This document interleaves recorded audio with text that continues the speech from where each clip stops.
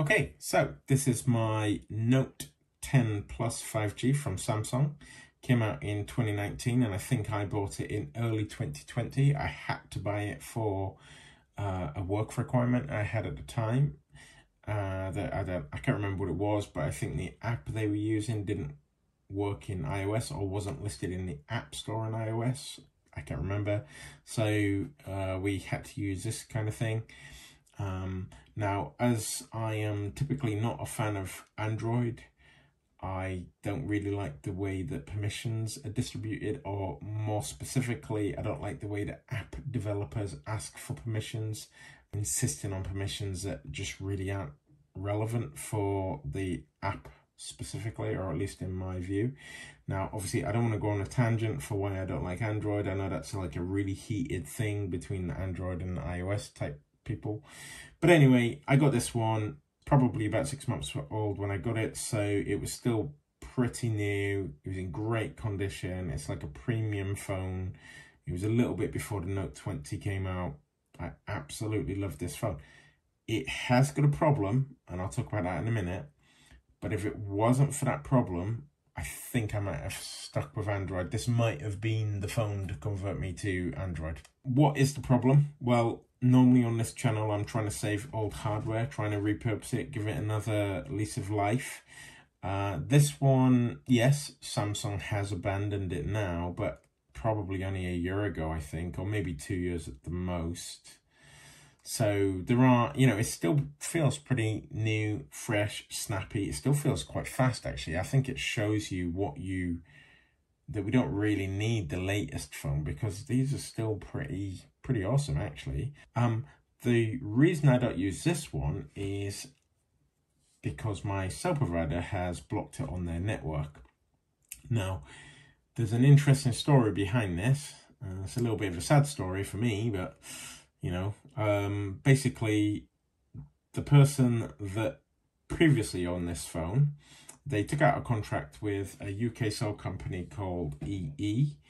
That cell company, they gave them the phone, and then they had to pay the bill, pay the service package or whatever it is. And then that person sold this phone to a company, I think it was called Music Magpie or something like that. And they basically buy unwanted tech from you, and they check it works. And if it works, they give you, like basically a third of its value, or maybe 50% of its value.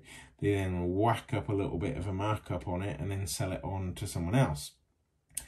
So this person had sold it on to Music Magpie, or whatever they're called. The vendor had done their checks and it was working fine, so they marked it up as grade A and they sold it, and it arrived to me and it was grade A. It was perfect, and I used it and I really liked it. Like I say, I think it's the perfect phone.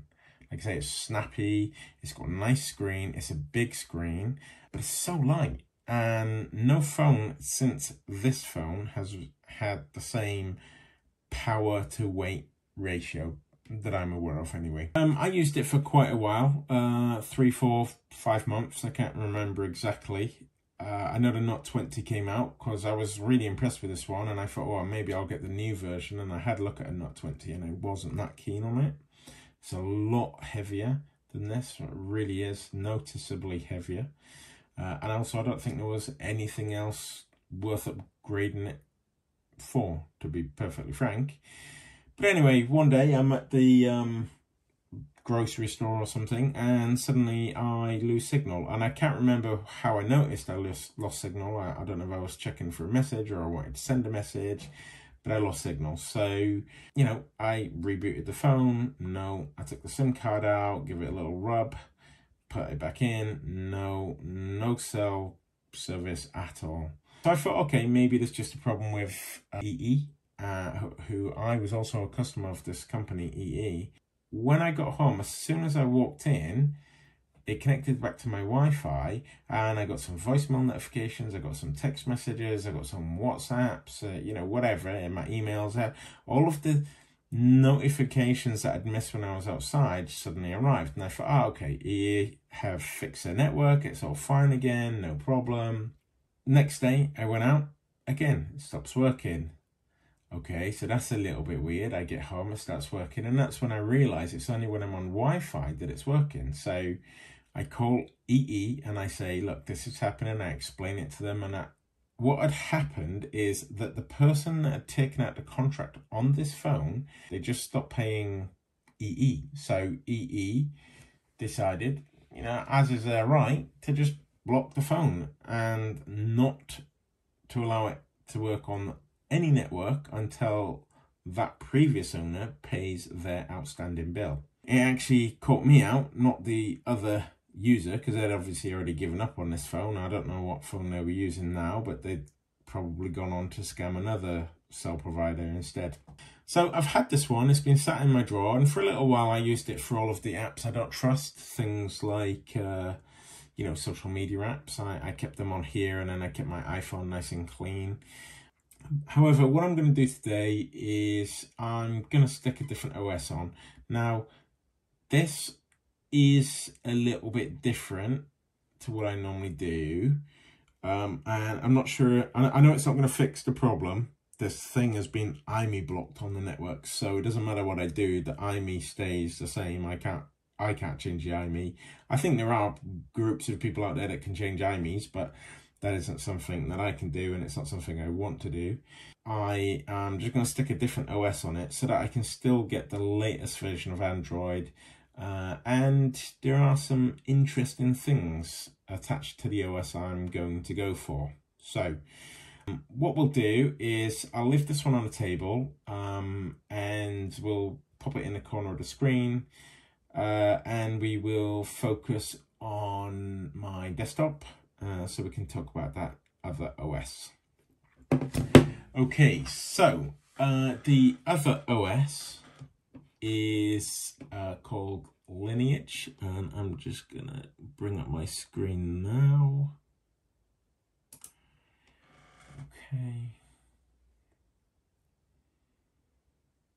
Okay, so at the minute we've got something called Lineage OS. It's an Android distribution, free and open source operating system. Now, there are some benefits to this one. Obviously, complete customization. You know, you're not limited to whatever Samsung's One UI wants you to be able to do. It's quite secure. You can remove all of the kind of tracking apps, get rid of Google services if you want, and I will initially.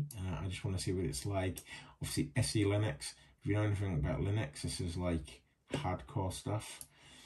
Longevity, I think this is quite a nice thing. This is the kind of piece that links into my normal channel material. This one extends the functionality and lifespan of mobile devices. So essentially, after Samsung or Vivo or Oppo or whoever else is on here, after they give up on the device, other people are still developing, or they're still distributing OS and OS updates. So this is great. This is exactly what I want. I want a newer version of Android.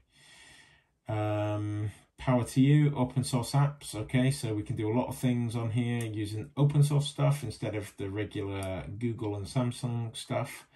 Okay, so are we ready? Let's get Lineage OS now. Okay, so what we have to do is find our device, and these are the vendors that I think basically they have these ones have been tested, or someone's already built the image. I'm not entirely sure how this bit works, but obviously you can see there are quite a few on there. So you've got the Google one, which I think is pretty native, or like quite a nice vanilla version of Android anyway. But again, you know, Google, they abandoned their devices a little bit too early as well. OnePlus obviously is awesome stuff. Samsung, so let's have a look at Samsung, and then these are all the devices that we can get. I think these are the people that maintain it for you. I'm not entirely sure, so we'll maybe find out a little bit more as we get through this. So we've got 9, the Note 9, the Note 10, the Note 10 Plus, the 10 Plus 5G. Okay, so this is what I've got. by D2X. So I don't know what that means. I have no idea what these are. So anyway, let's click on the 10 Plus 5G. Okay, so we've got an installation guide, build for yourself, update to a newer vendor firmware. So I have no idea what we're doing. This is the first time I've ever tried this. Special boot mode. So it tells you how to get into the special boot modes. That's quite nice. This particular update was released in August the 23rd, 2000. Oh no, sorry, the phone was released on August the 23rd, 2019. A little bit about the phone. Okay, blah blah blah, and then at the bottom I saw that here. So supported models. I don't know how many models there are, but mine is a 976B. So I don't know what the other ones are. Okay, so we need to go back up here. Downloads, we've got get the builds. Okay, so let's have a look at the installation first. I'm just going to open this in another tab in case I need to come back to this page. Installing Lineage OS on the Samsung Galaxy Note 10. They will only work for you if you follow every step precisely. Do not continue if something fails. So I'm guessing this is kind of risky. If you follow this and something goes wrong, you're probably going to brick your device. That's not such an issue for me because the device is already broken. Doesn't really do anything. Well, it's not broken, but I can't use it outside of my house. And obviously when it's inside my house, I don't really use it often anyway. Okay, so probably read the instructions once before you do it. So let's not do that. Make sure your computer has ADB. Instructions can be found here. Okay, so I'm going to open that in another tab. What is ADB? The debug bridge is a development tool, facilitates communication, blah, blah, blah. Okay, right, don't care about that. Okay, so we've got installation instructions for ADB and fastboot. Do I need fastboot as well? Okay, so let's go back here. What we'll do is, so I'm going to use Mac OS. There are instructions for Windows, Mac OS and Linux, which is quite nice. Right, okay, so we need Homebrew. I've already got Homebrew. Unfortunately, I'm using an M1 Mac, and for some reason, I don't know why, but I can't have a terminal on an external screen. I really don't know why, but it's going to look a little bit messy. I'm just going to drag it over anyway, so let's see what happens. You know, basically, so you can type Homebrew into your shell, so we don't need to worry about that. We are interested in the last part, which is, let's see what that does. Okay, so that was successfully installed. Okay, so let's see what do we need. Fastboot. Okay, download the blah blah blah. Okay, setting up ADB. To use ADB with your device, you'll need to enable developer options and USB debugging. Right, okay, so this is quite an interesting thing. I've already done this on here for something else. So let's undo that. Okay, so you go into settings and go to, so I've already got it on at the bottom there, so I don't really need to do it, but you go to about this phone. Now it seems to miss out a step on the screen because it's saying open settings, select about, and then tap on the build number. You can't see that. You go into software information, you find the build number, you tap 1, 2, 3, 4, 5, 6, 7. Obviously at the bottom here it's telling me I don't need to do it because it's already been enabled. So we come back again, we go into developer tools, and what does it want us to do? Scroll down and check Android debugging or USB debugging. Okay, so let's find that. USB debugging. Okay, so plug your device into your computer. Okay, so let me grab a USB-C cable, which I forgot to do. Okay, so we open up type ADB devices. Let's try that. ADB devices. Let's see what that does. Daemon not running. Starting now. Okay, so on here I need to always allow as well. Okay, yes, allow, that's fine. Oh, stop doing that. Okay, let's try that again because I don't think that worked. List of devices attached. Okay, all right. Okay, so that was what we got last time. A dialog box should ask you to allow USB debugging. Yeah, that's already like that. Powered off, hold volume down and volume up, and then connect a USB cable to a PC. Right, okay, so let's try that. Let's turn this off a minute. Where's that power button? Let's turn this off. Power off. Volume down and volume up. Ooh, I like it. Okay, so we want to unlock the bootloader. Okay, so unlock bootloader. Okay, you may now unplug the cable. Oh, this phone is unlocked.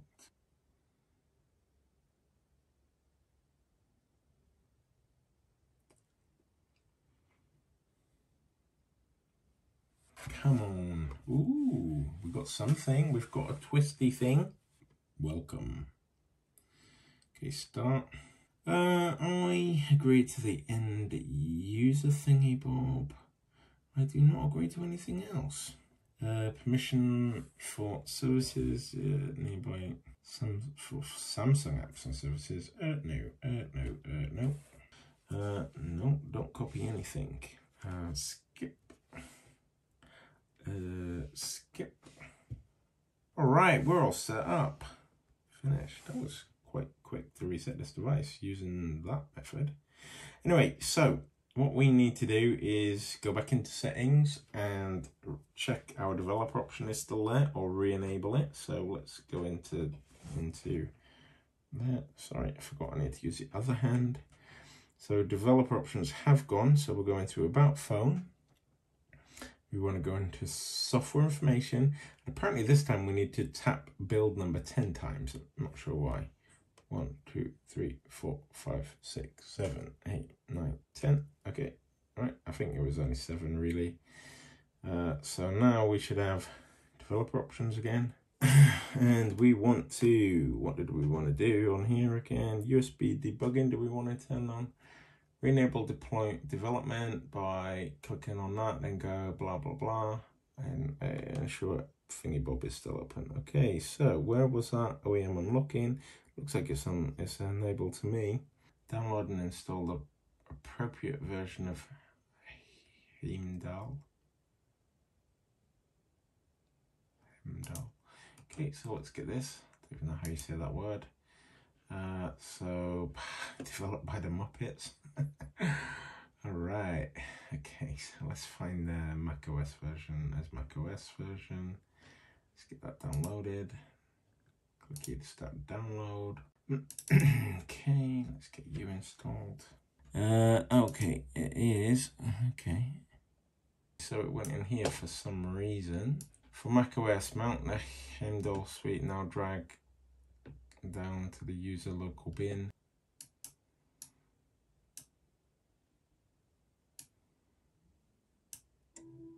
Power off the device and boot it into download mode again.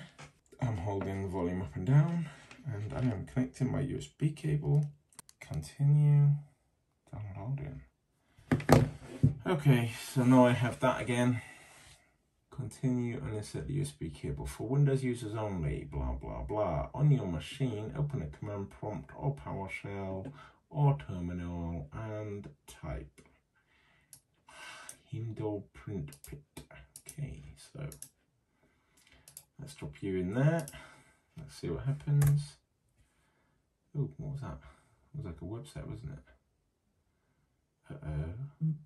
Ooh, okay.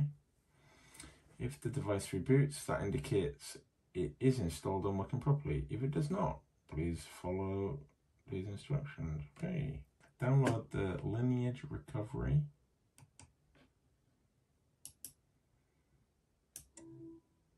Right, okay, that's fine. Power off the device, boot into download mode. Okay, so I'm going to hold them 2 buttons again. Okay, click continue. Okay, on your machine, open the blah blah blah and type all of these. Okay, I will. Please be patient. Unplug the USB cable from your device. Okay, manually reboot the phone. And as soon as it turns off, then reboot and immediately hold the volume up and power. Now immediately hold power and volume up. Okay, wow. Okay, so this logo in the middle is the Lineage OS logo, so that's good. Now download the Lineage installation package that you would like to install or build. Let's get that one. We want to tap factory reset. Okay. Format data. Okay. So we have some little, we do have some little tiny bits of writing at the bottom there. I don't know if you can see that. As well as format your cache partition if you have one. So I'll do that as well then, just in case. So now we will go back to the main menu. Okay, so now we will click on apply update, apply from ADB. Okay, and then from the, I don't know if you can see there is some writing down at the bottom here. And then on the machine, we will issue the command.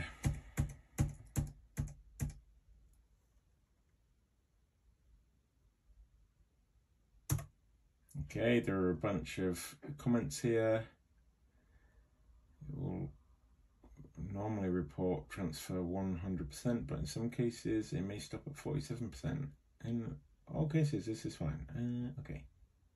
At the minute, we're stuck at that 47, as it said, which it does say is one of the things that's okay. So we'll have to see. Transfer 100%. Okay. Reboot system now. Okay, let's have a look what that does. Okay, let me just try that again with my finger. Okay, maybe the stylus wasn't enough. Okay, so what are we going to see? We're still going to see these kind of messages about the bootloader is unlocked, which I think we can correct. Okay, so I think we can deal with that one.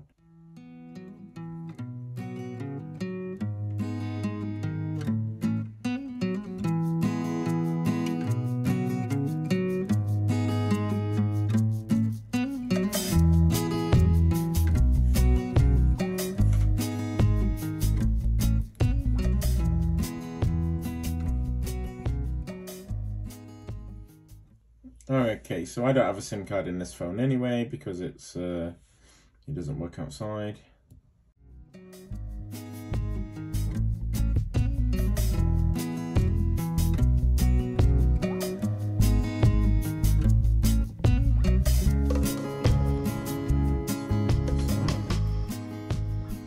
Okay, so this is a very simple, okay, and that's all the apps I have to start with, which are not very many.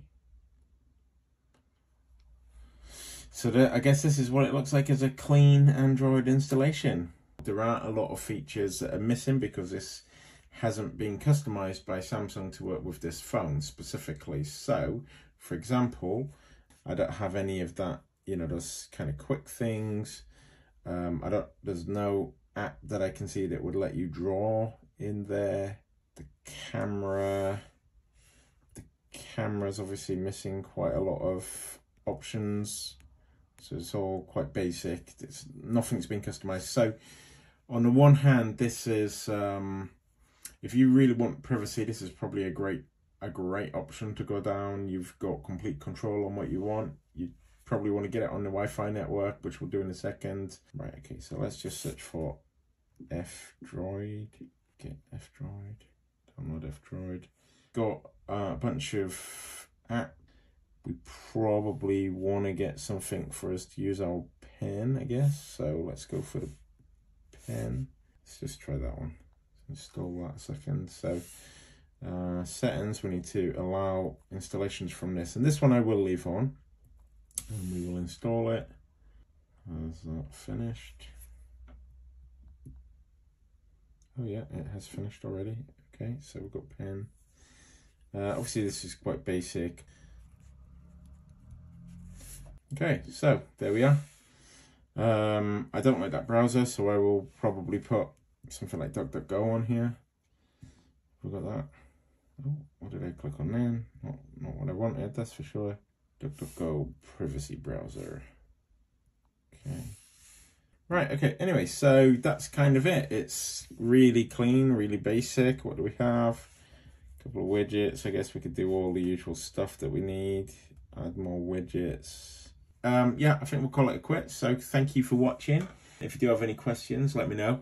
I'm kind of like, this is the first time I've ever done it, so I don't know how much I can help. I'm certainly happy to try. Okay, well, thank you anyway. See you on the next one.